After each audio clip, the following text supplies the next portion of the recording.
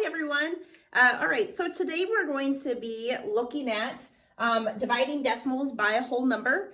So this was a lesson that we did before spring break. I told you when we came back from spring break, we'd be starting kind of where we stopped, just as a review to get our minds back into doing math.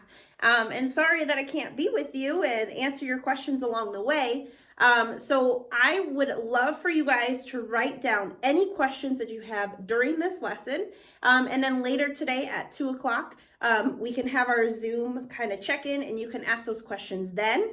It's not a mandatory thing because I understand some of you have to share devices and whatnot. But I would love for you to come on the Zoom and ask me your questions and even check your work. So make sure that you do your work, you try your best, and then come hang out with us at 2 o'clock today and kind of get your work checked over. So this was something that we did before, and kind of what we've been looking at that's a little bit different with dividing decimals than multiplying decimals was that our decimal is going to stay in our exact same position. So that's the first note that I have for us today is that our decimal remains in the same position. So where we're going to see it in the dividend, it's going to be in the same exact spot in our quotient.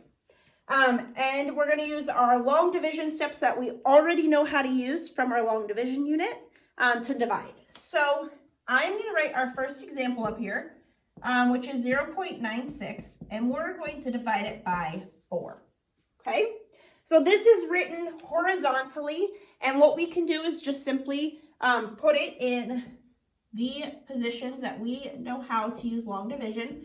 So this first number here, the 0.96, this is our dividend. So our dividend goes on the inside, and the number that we're dividing it by is known as our divisor. So that's the number on the outside. And on your note handout sheet that was in your folder, I did point out which one was called the dividend, which one's called the divisor, and our answer is known as the quotient. All right, so this is where we use our division steps. And as a reminder, just really quick, these were the steps to our long division process. They are also written down in your note handout. So we have our dividing step, then we multiply, we subtract, we check, we bring down, and then we repeat or find out if we have a remainder.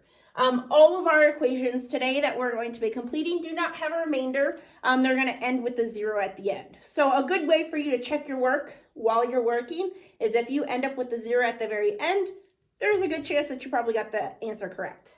If you ended up with a remainder, you may have not taken enough out somewhere in your work. So just something to look at when you are working. Okay, so we're going to start with this one. That first thing that we're going to do is looking at this decimal point right here. This decimal is going to stay in that exact same spot. So I'm just going to go ahead and put it right up here on my quotient line. And then I'm going to begin dividing. I can see right away that 4 cannot go into 0. I already know that 0. So I'm going to put that on the top because there are no whole numbers in this equation. So I can show, or I don't have to, but I will just for today, that 0 times 4 is 0. When we subtract, we're left with 0 still. And now we're going to bring down our next digit to divide with, okay? So now I have the 4, and I have to think about how many times does that 4 go into 9. Well, using multiplication facts, I know that 4 times 2 is 8, which is just about 9. So I'm going to say that it can go in there 2 times. I'm going to multiply. 2 times 4 is 8. We're going to subtract. We're left with 1. And then we have our last digit to bring down. Oh, that's a terrible. Oh, you know me and my drawing skills. There we go. A 6. Okay. So the last part is looking at how many times 4 can go into 16. Another multiplication fact. I know that 4 times 4 is 16. So we're going to put the 4 on the quotient line. 4 times 4 is 16. And we're left with 0. So we have no remainder. So 0.96 divided by 4 is 0.24. And a good way for you to check your work also, seeing that we have that 0 there, but another way to check it is to now multiply them. So if we multiplied our quotient by our divisor, 4 times 4 is 16, 4 times 2 is 8, plus 1 is 9, 4 times 0 is 0. Our decimal point is 2 decimal places in from the right. So I have 1, 2, 0.96, okay? So that's our first one. And feel free to pause the video at any point if you just need to like catch up, you want to try the problem by yourself. That's a good thing to do. Something different than having me just talk in front of you and wait for your hand to be up is that you can just pause the video and play it back however you feel. All right, so we're going to do just another example for this one. And we have 3.84 divided by 16. Okay, so here's what I'm going to have you do. I'm going to have you pause the video right now, complete the problem, and then we'll come back and check it. Okay? If you didn't pause it, we're just going to go ahead and do it now. All right, so this one might have been a challenge because it was a 2-digit number on the outside, but that's okay because we can still figure it out. So we're going to look at 16. Obviously, 16 can't go into 3, so we're looking at 38. Big number, but we can use kind of guess and check to figure it out. And I always like to use 2s, 5s, and 10s. Just looking at 16 and 38, 16 is not too far away from 38, so I'm going to go ahead and try 2. So if I did 16 times 2, that's 12. That makes 3. That's 32. That's pretty close to 38. So I'm going to say that 16 can go into 38 2 times.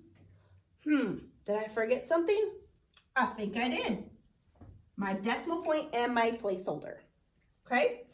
So now I'm going to show that 2 times 16 is 32. I'm going to subtract, which means I'm left with 6. I'm going to bring down my 4. And now I'm going to do the same thing all over again.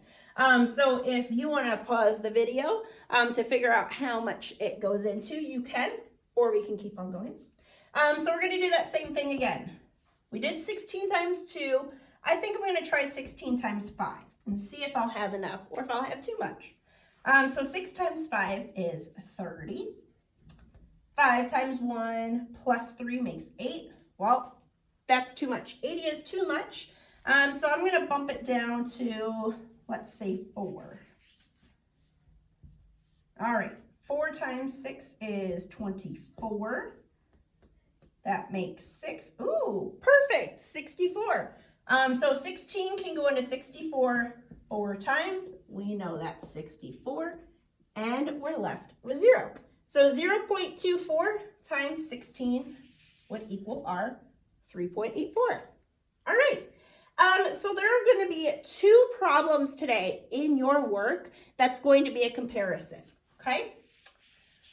So it's going to look something like this, where you have on one side an equation, your circle where you're going to write your less than, greater than, or equal to, and another equation, okay? This means that you're going to solve both sides and then compare your answers. Which one's greater than or equal to the other one, okay? So I'm just going to take this one here and this one here. This would be an awesome time to pause the video and solve yourselves. At the end, you're going to just either write in here if it's greater than, less than, or equal to. And remember, we're going to read it left to right. So we're going to say that whatever we get here is greater than or less than whatever we get over here, okay? All right, so we're going to start with the one on the left side.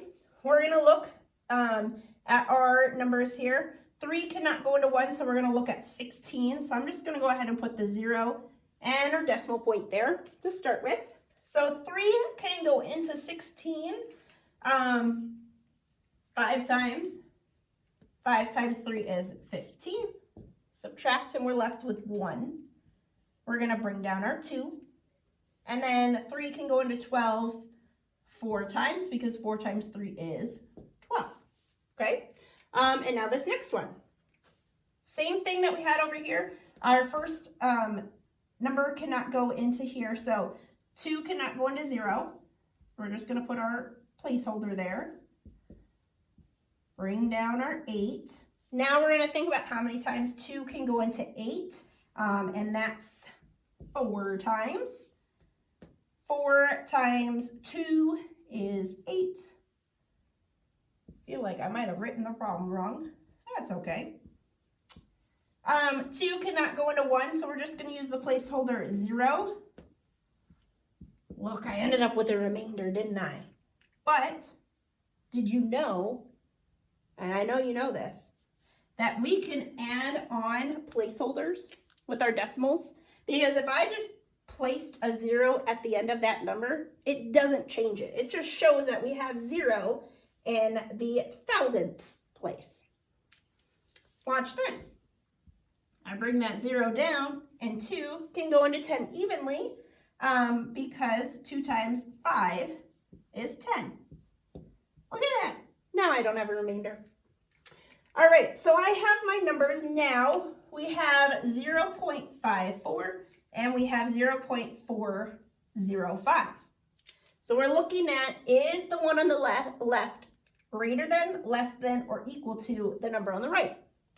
If I look at our place values, and I'm going to look at the tenths place, since those are the largest place values, since I have nothing in my ones place, 5 is greater than 4.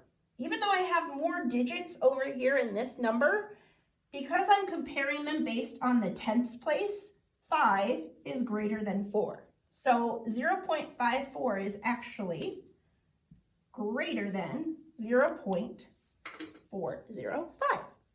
Okay? So that's how you would do numbers 11 and 12 on your work. And just so you have it, it is in your folders on that pink page. But as a reminder, today you're going to be working on page 224, and you're going to be completing numbers 1 through 12. Okay? So go ahead and get that work done, and then come back with your questions at 2 o'clock today, and we can review all of the answers. If you're unable to attend the Zoom with us, I will be emailing your parents the answers along with the work by 6 p.m. today. So have a good day, and I'll see you tomorrow.